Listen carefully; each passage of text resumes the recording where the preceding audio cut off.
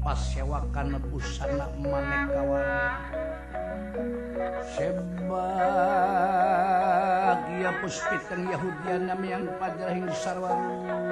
marang dan iyon ngarawata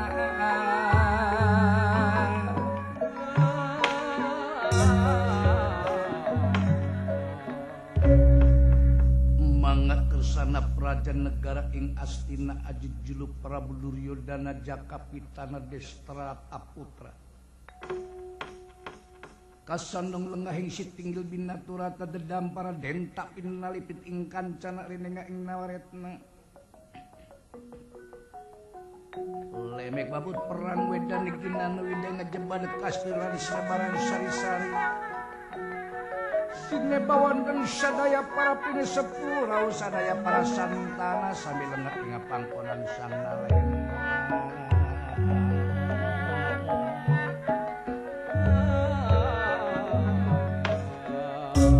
den dira harsangan ningkap raja ing Astina mekaten paman pati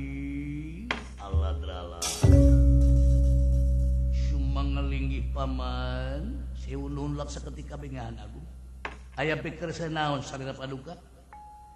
ieu paman pati sarasna anu mawi kaula ngempelkeun sadaya para pinisepuh rawuh para pangagung kaula teh ngarasa bingung teu menghitung-hitung susah kula teh sudana dupi anu janten marga lantaran ku eusi surat anu katarima ku kaula teh putra Pandawa eusi surat kumaha ge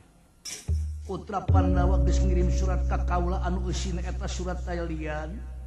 kaula kudu masrahkeun ieu nagara Astina anu sabeula pilang bara sadayana kitu ceuk dina eta surat lamun bae kaula teu masrahkeun dina waktu anu geus ditangtukeun ku putra Pandawa bakal meberkeun bandara beureum di tengah Tegal Kurusetra mangrupa panantang yuda ka diri kaula tobat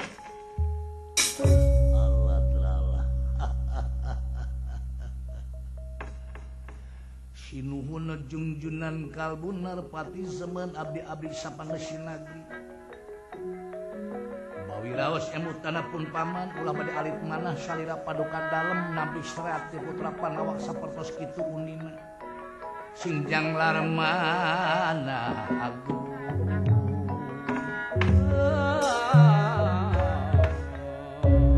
teu kedah dianggo alit manah upami putra Pandawa ngayakeun ancaman sapertos kitu payuna beberkeun bandara beureum tengah Tegal Kurusetra beberkeun nagara anu geus aya di dampaleungeun urang nagara anu geus aya dina hak urang sanajan bari jeung menang naon paribasan tong kudu make dipasrahkeun ulah epes meer ulah gancang-gancang masrahkeun urang sing emut kana pangorbanan para santana para tamtama para pangagung nagara anu ngabela kahormatan bangsa jeung nagara di Astina sanajan ieu Astina hak Pandawa tapi geus sabaraha puluh sabaraha ratus sabaraha ribu tamtama anu ajal perlaya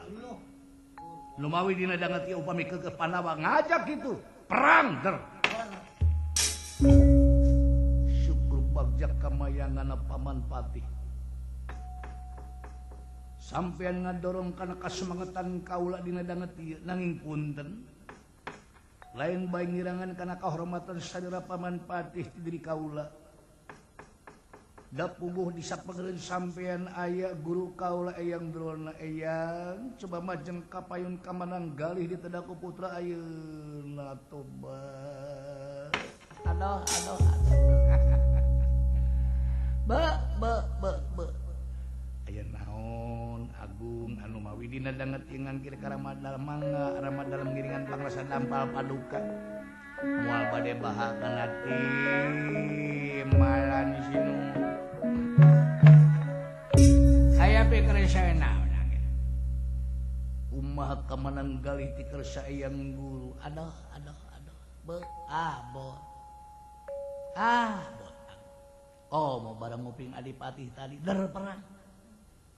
ari perang teh aya istilah perang dina sifat bijaksana teu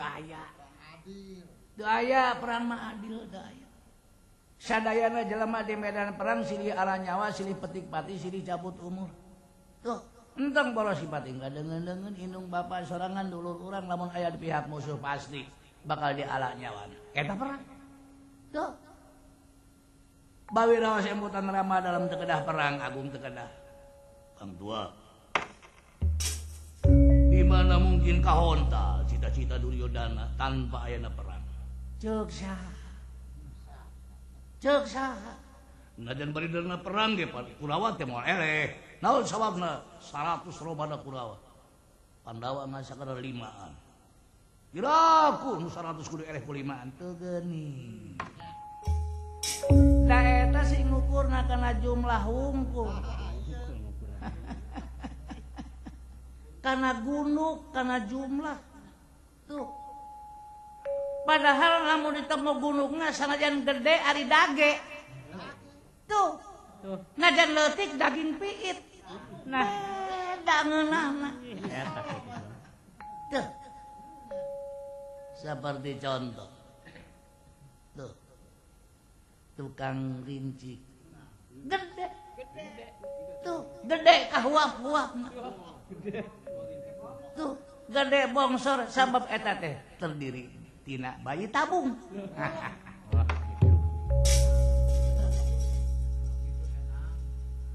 bawi raos embutan rama dalem dina danget ieu ulah manang gunuk ulah manang jumlah sanajan Pandawa ngan 5an Kurawa 100 Erika ke salira hoyong perang mah danget ieu keneh kedah engal-engal ngegali kuburan masal keur ngubul Kurawa kabeh. Kang Tua wani-wani nyaritana teu kelebadinya. Naon alesanana? Ye adipati. Ari Kurawa jeung Pandawa mangsana nuntut ilmu beda da kula neleuwih nyaho batan sampean batan nu sejen sabab kula mah guruna. Tuh guru bakal leuwih nyaho karena karakter murid guru bakal leuwih nyaho karena kaayaan muridna tuh sanajan eta budak unggal poe pagaliwota jeung kolotna di imahna moal nyaho nepi ka lebah mana darajat ilmu anu kapibana ku anakna tapi guruna moal kapetolan moal kabobodo teh nyo kasamarantingan. Mana murid nu bodoh, mana murid nu pinter, mana murid nu goblok. Tuh, nyaho guru seperti Kurawa ayeuna. Ari Kurawa datang dak asok kalima lain buku nu disuhun, lain kitab nu dibawa, botol nu dicekek. Tuh, begini. Ngalilit leutik, bauna hapek. Tuh, bawa bubuk-bubuk. Tuh disangka gula pasir menang gerus padahal sabu-sabu tuh